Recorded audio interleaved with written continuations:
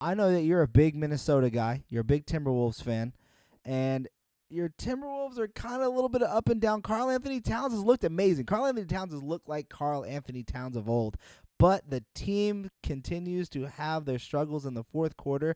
Let's go ahead and jump right onto that team. What has been your biggest takeaways from that Minnesota Timberwolves team? Yeah, if you ever want to watch just a random good basketball game, turn us on because I mean the play style might not be what you consider good, but like it's going to be a close game. Every single game's pretty close. Besides probably two or three blowouts on the year, but hey, who doesn't get blown out once in a while? With that said, though, it usually doesn't work out in our favor when the game is close. We usually give it away to the other team, and honestly, you say Karl-Anthony Towns been looking like the Karl-Anthony Towns of old. I say that's not a great thing. It's getting tiring. It's the same guy that's been falling out three out of the last five games, and he's just a guy that gets beat up by the refs. And he think Luka's got a bad stigma with being bad with the referees. Cat's even worse, or just as bad, you can say. And it gets old and tiring, and the leadership hasn't evolved.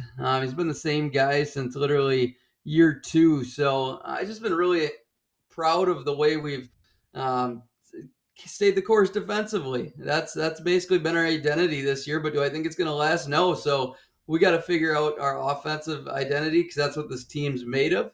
Otherwise, we're going to need a big trade here, and I see that's more the likely scenario coming up. So let's look at Towns, and then it'll lead me to my next question. So Towns on the season right now shooting just above 50% from the field, 81% from the line. He's almost getting 3 3-pointers per game, 24 points, 9 rebounds, 3 assists, 1 steal, 1 block. I mean, he's doing the big statistical numbers where if you're not watching this team, you would think that this guy is leading his team to big wins. And I was just watching him the You other think day. he's a goddamn masterpiece? Right, and I was watching, and I unfortunately watch a lot of the Minnesota Timberwolves games, mainly due to the fact that they are so close, and I have them a lot of the times in my parlays, and I like to bet with them, but they tend to screw me there in the fourth quarter. But the reason why I bring up his stat line is then I move on to second year Anthony Edwards. And Anthony Edwards is taking a major leap this year. He's shooting 42% from the field, 80% from the line, 21 points, 6 rebounds, 4 assists. But the thing that's been getting me is those 2 steals per game, 1.6 per game actually on the season. Is he starting to become the new centerpiece of this team? Is Cat becoming the number 2? Because it seems obvious to me that D'Angelo Russell is just the point guard, is that nice third option that can score, has the ball in his hands, and can distribute the offense. Karl-Anthony Towns is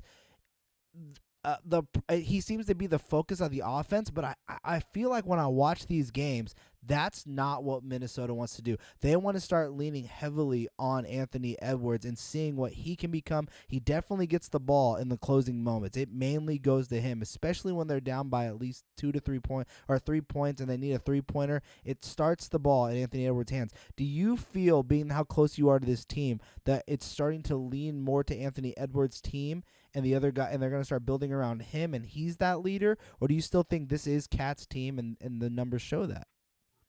First of all, do yourself a favor and quit putting them in your parlay, my man. That's Yeah. not doing anybody in the Miracle family any good. But with that said, yes and no. It needs to be going more to Ant, but he still is taking the back seat to Carl.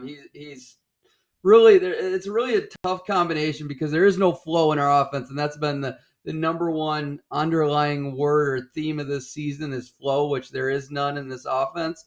There's defensive flow. There's none in this offense, and it's just a bunch of individuals out there. And D'Lo and Vanderbilt have definitely brought some sparks and some light to this offense and made some symmetry, you can say, but it's very little and very rare. Cat's still been the centerpiece. He has, but that's just because Ant allows him. We need Ant to become more the centerpiece, and he is the future. This team ceiling is way higher when Ant's thriving. But yeah, like last night, it took him a quarter and a half to get going against Atlanta. Then he starts chucking up bad shots. He's still not the most intelligent player and takes a lot of bad shots. And just there's no two-man game with him and Karl. It's still just give it to Cat on the high post. Ant just sits out there and watches a little bit, not moving. Hopefully he can catch a board or two and figure something else out. It's not the most pretty basketball, but there's obvious talent, and Ant has grown in all aspects of his game. I mean, his stat line proves that, but the eye test does as well. I'm more proud of Ant on the defensive side of the ball because he cares about that, and you can tell he wants to be a great two-way player, and he'll get up in your business, and he's not afraid to at all times. But until that little handoff of saying, Ant, get going from the beginning, don't worry about Karl, then there's really never going to be a transfer of power. And I think there really needs to be, because we've seen what this team can be with Karl at the head of it. We don't know what can be with Anthony Edwards leading the pack. And I just think there's so much more to be untapped there. And I think they can do it together, but do I think I want to see that or wait for it? Or if it will be passed, that's all to be determined. I want to see some progression. If they're going to do it together, yes. If they're not going to do it together, let's move on. Let's Yeah. figure this thing out. I'm so confused on what the role of Malik Beasley is. I feel like Malik Beasley had such a significant role in terms of just being a floor spacer, being that shooting guard, small forward that at least was out there to create space. And then they've been ramping up his minutes a little bit here, but I feel like it's mainly just due to the fact that Patrick Beverley has been out for a significant amount of time now. Was it 5 games because of a hamstring or something like that? So